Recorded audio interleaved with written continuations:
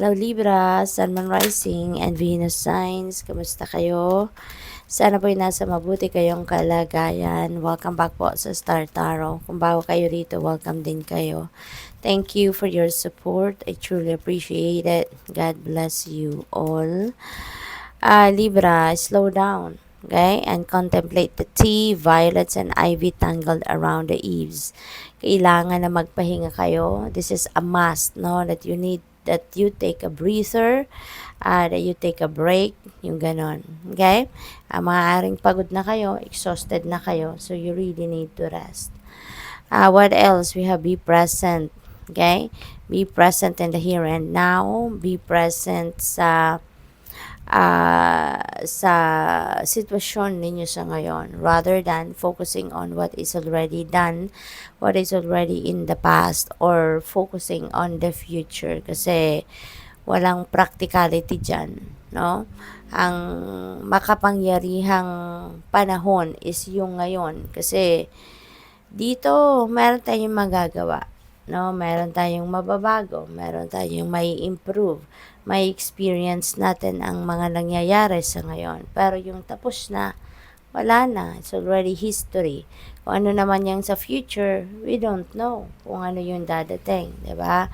Kahit marami tayong plano, if that's not meant for us, hindi rin yan ibibigay sa atin, di ba?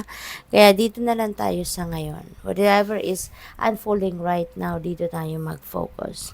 Lighten your load, okay, di ba? Maaaring pwedeng kargado kayo ng obligasyon, responsibilidad, task. Pwede rin nakargado kayo ng stress. Pwedeng kargado kayo ng anger, resentments, emotional wounds, emotional baggages, di ba? Kaya whatever that is, no, na nakarga-karga ninyo, na nagpapahirap sa inyo, nagpapapagod sa inyo, it's about time not to let it go. It's about time not to release it. Okay? Kasi it's not going to help you at all. Alright? Panahon na para tanggalin kung ano yan. Para nang sa gayon, makahinga kayo ng maluwag. Okay? Makapag-rest kayo. Makapag-replenish kayo. We have courage kasi it's not easy to release, no? Hindi madali na mag-let go, no? Kahit anumang bagay yan, lalo na kung tao, mahirap mag-let go. But it's easy said than done nga, pero kailangan nating gawin para din sa ikakabuti natin yan, Libra. Diba? Kasi kung patuloy nating harbor, kunyari, negative feelings, emotions, diba? Kung patuloy nating harbor yan sa dibdib natin, mas lalo lang tayong mahihirapan kasi may stuck na tayo kung nasaan tayo. We can't move forward, we can't move on, diba? Kaya kailangan nating magpakatatag, kailangan nating tibayan natin ang ating loob, 'di ba? Para para magawa natin na magbago or baguhin ang ating sitwasyon for the better. Lakasan natin ang loob at tanggalin na natin ang mga tao, bagay, mga sitwasyon, connection natin sa kung ano man na alam nating hindi na maganda ang epekto sa atin, alam nating hindi maganda yung vibe na dulot nito sa atin. Okay? So, what else? Tignan natin kung ano pa ang mga mensahe ni Libra. We have fright, and may takot, no? Kaya siguro kailangan ninyo ng courage dito kasi may takot kayo. Maybe that is related to this, no? May takot kayo na kapag iniwan nyo na, hiniwalayan nyo na, or tinanggal nyo na yung connection sa inyo, or baka may takot kayo na kapag na-let go ninyo yung sobrang bigat ng trabaho ninyo, 'di ba? Papaano na kayo? So, for whatever reason, no, ang iba sa inyo is very frightful sa ngayon. Maybe nadidepress, no? Mapaparanoid na, no? Nag-overthink na. Kaya kailangan ninyo na magpahinga. You need to take a breather, okay? Para magkaroon kayo ng time na makapagnilay-nilay, makapagmuni-muni. You can go deep within you, listen to your soul, listen to your intuition. Okay? Para magkaroon kayo ng clarity of thought. No? Pray for enlightenment. Pray for clarity para mabigyan kayo ng universe ng kalinawan sa inyong isipan and you'd be able to see where you are heading. Okay?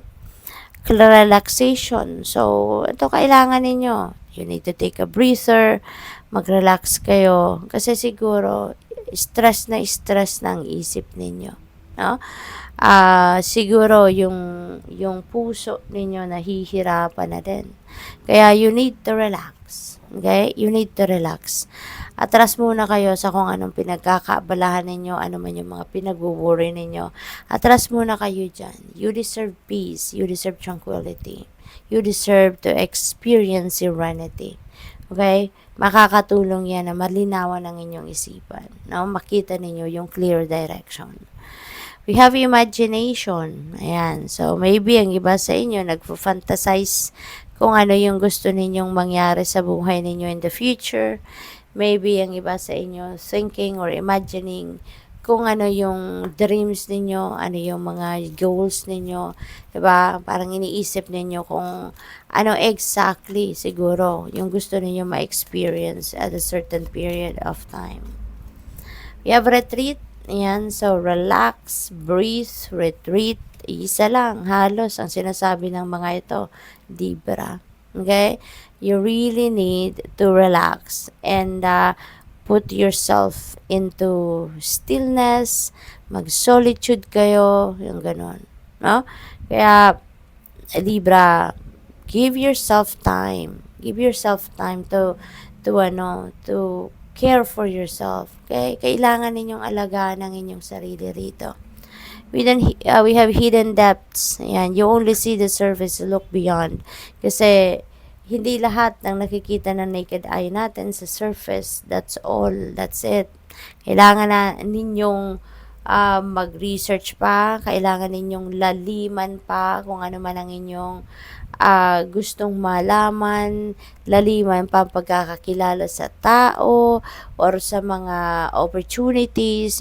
Tignan ninyong maigi pa. Kailangan ninyo yon. Hindi pwedeng magra-rely lang kayo sa kung ano lang ang nandiyan sa surface because that's not all it. No?